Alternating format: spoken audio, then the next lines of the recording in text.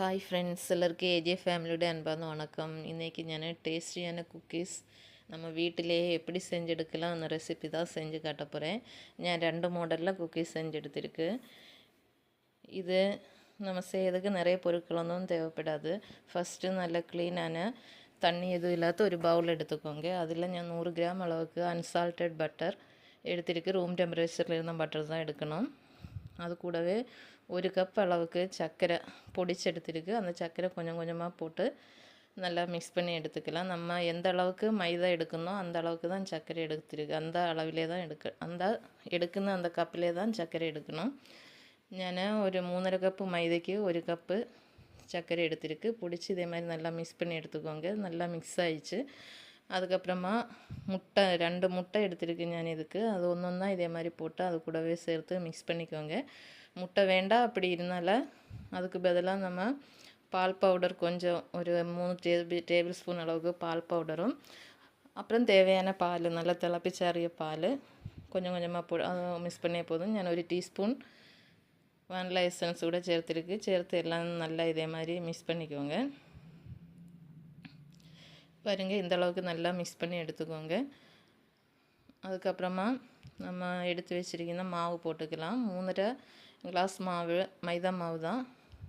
அதோடவே சேர்த்து கொஞ்சம் கொஞ்சமாக போட்டு மிக்ஸ் பண்ணிக்கோங்க. 1 டீஸ்பூன் அளவுக்கு சோடா, பேக்கிங் சோடா, அப்புறம் 1/4 டீஸ்பூன் உப்பு இது கூட அது கூடவே சேர்த்துக்கோங்க. திருப்பி நல்லா இதே மாதிரி மிக்ஸ் பண்ணிக்கோங்க. கொஞ்சம் கொஞ்சமாக போட்டு மிக்ஸ் பண்ணுங்க. நமக்கு கொஞ்சம் போதும், அப்படி இருந்தால் கொஞ்சமாக எல்லாம் அதுக்கேற்ற மாதிரி கொஞ்சமாக எடுத்துக்கோங்க. கொஞ்சம் ஜாஸ்தியாக செய்யணுனால கொஞ்சம் அளவு எல்லாத்துக்கும் ஜாஸ்தியாக எடுத்துருக்கு. பாருங்க, இந்த அளவுக்கு மாவு நல்லா வந்ததும் ஒரு 10 மினிட்ஸு மூடி போட்டு அப்படியே வச்சுக்கோங்க. அதுக்கப்புறமா 10 மினிட்ஸ்க்கு அப்புறமா நமக்கு குக்கீஸ் செய்யறதுக்கு எடுக்கலாம். நான் அது கொஞ்சமாக ஃபஸ்ட்டு ரவுண்ட் ஷேப்பில் எடுத்துகிட்டு இந்த மாதிரி கொஞ்சமாக பருத்திக்கோங்க. சைடில் வெடிப்பு வரக்கூடாது. வெடிப்பு வராமல் தான் நம்ம எடுக்கணும் மாவு. பாருங்கள், இது அப்புறமா நம்ம டிசைன் இதே மாதிரி ஏதாவது ஒரு டிசைன் கொடுத்துக்கோங்க. நான் தான் இந்த மாதிரி ஒரு வடிகட்டி வச்சு டிசைன் கொடுத்துருக்கு. நல்லா அழகாக இருக்குது பாருங்கள். இது கொஞ்சம் பெருசாக தான் நான் செஞ்சு எடுத்திருக்கேன். அதே மாதிரியே எல்லாம் நான் ஃபஸ்ட்டே ஒரு கேக் ட்ரேயில் ஒரு ஸ்கொயர் ட்ரேயில் இதே மாதிரி பட்டர் பேப்பர் இட்டு வச்சுருந்தேன். அது மேலே தான் ஒன்றா நம்ம குக்கீஸ் வச்சு எடுக்க போகிறேன். ஃபஸ்ட்டு நம்ம ஓவனில் தான் செய்ய போகிறேன். ஓவனில் ஒரு 10 மினிட்ஸ் ப்ரீ ஹீட் பண்ண வச்சுருக்கு. ப்ரீ ஹீட் ஆனதுக்கு சேஷம் தான் நம்ம இது ஓவனில் வைக்க போகிறேன். இது இவ்வளோ அந்த ட்ரேயில் இவ்வளோ வந்திருக்கு.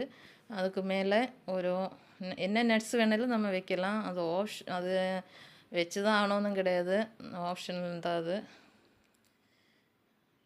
நான் பெதாம் எல்லாத்துக்கும் மேலே இதே மாதிரி வச்சுருக்கு. வச்சுட்டு இது பாருங்கள், இனி நல்லா அழகாக இருக்குது பார்க்குறதுக்கு. ஓவன் 10 நிமிஷம் ஆயிடுச்சு. அப்புறமா ஒரு 190 டிகிரி செல்சியஸில் ஒரு 35 மினிட்ஸ் ஆகும் அது வெந்து வரதுக்கு. அது ஓரோ ஓவனிலும் வேறுபடும். என்னோடய ஓவனில் 190 டிகிரியில் 35 மினிட்ஸ் வச்சுருக்கேன். ஓரோ ஓவனை பொறுத்தும் இந்த டைமிங் இது மாறும். பாருங்கள், 35 மினிட்ஸ் ஆயிடுச்சு. நல்லா வெந்துருச்சு. பார்க்கறதுக்கு அவ்வளோ அழகாக வந்திருக்கு பாருங்கள். நம்ம இது ஸ்டவ்விலும் செய்யலாம். அது நான் எப்படின்னு சொல்கிறேன். பாருங்கள், குக்கீஸில் அவ்வளோ அழகாக சூப்பராக வந்துச்சு. பாக்கி இருந்த மாவு வச்சு திருப்பி நான் இதே மாதிரி டிசைன் கொடுத்து செஞ்சு எடுக்க போகிறேன். இது கொஞ்சம் சின்னதாக தான் செய்கிறேன். ஃபஸ்ட் எடுத்தால் கொஞ்சம் பெருசாக இருந்தது.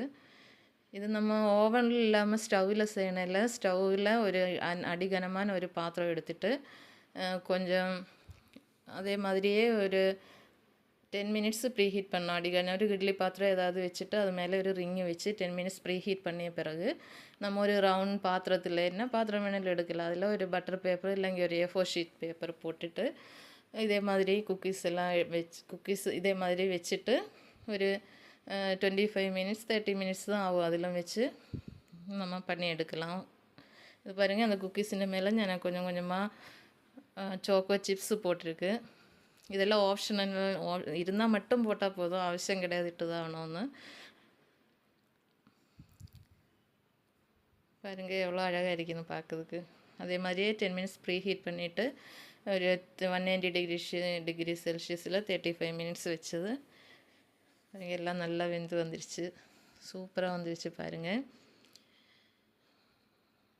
எல்லோரும் இந்த ரெசிபி பார்த்துட்டு கண்டிப்பாக ஒரு தடவை செஞ்சு பாருங்கள். செஞ்சு பார்த்துட்டு எப்படி இருக்குன்னு மறக்காமல் கமெண்ட் பண்ணுங்கள். ரொம்ப சிம்பிள் மெத்தடு தான். நான் இதெல்லாம் ஆப்ஷனல் தான், இருந்தால் மட்டும் போட்டால் போதும் சோக்கோ சிப்ஸ் எல்லாம். ஒரு எப்படி இருக்குன்னு மறக்காமல் கமெண்ட் பண்ணுங்கள், லைக் பண்ணுங்கள், ஷேர் பண்ணுங்கள். சப்ஸ்கிரைப் பண்ணாமல் பார்க்குறவங்க வீடியோ சப்ஸ்கிரைப் பண்ணிவிட்டு பாருங்கள். வீடியோ பார்த்துட்டு இருக்கீங்க எல்லாருக்கும் ரொம்ப நன்றி. தேங்க்யூ.